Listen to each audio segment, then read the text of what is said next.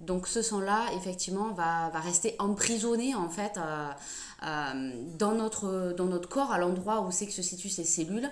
Et à chaque règle, ben, du coup, ça continuera de s'écouler et de s'écouler et ça coagulera et ça s'agglutinera, ça adhérera en fait à l'intérieur. Il n'y a pas de porte de sortie naturelle comme quand on a nos règles habituelles où c'est que ça s'écoule par le vagin.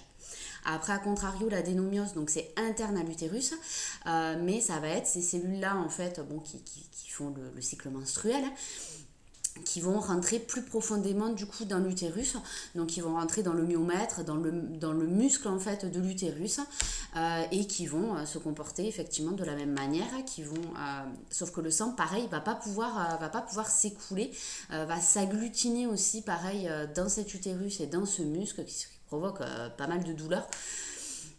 Ça va s'agglutiner et en fait ça va provoquer des déformations à l'intérieur de l'utérus. On va plus retrouver un utérus triangulaire bien propre comme on va pouvoir retrouver chez des femmes saines. Moi mon utérus était complètement déformé avec plein d'adhérences à l'intérieur. Voilà. Et donc ce qui provoque aussi des problèmes de fertilité pour les personnes atteintes d'adénomiose, parce qu'effectivement ben, la paroi superficielle de l'utérus, c'est là où c'est que va s'accrocher après le fœtus, donc l'embryon.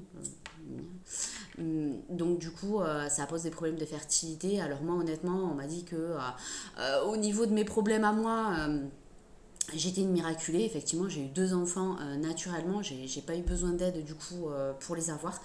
Mais effectivement, j'ai été dans une errance médicale pendant 10 ans. Donc ça, je vais vous en parler aussi de mon errance médicale.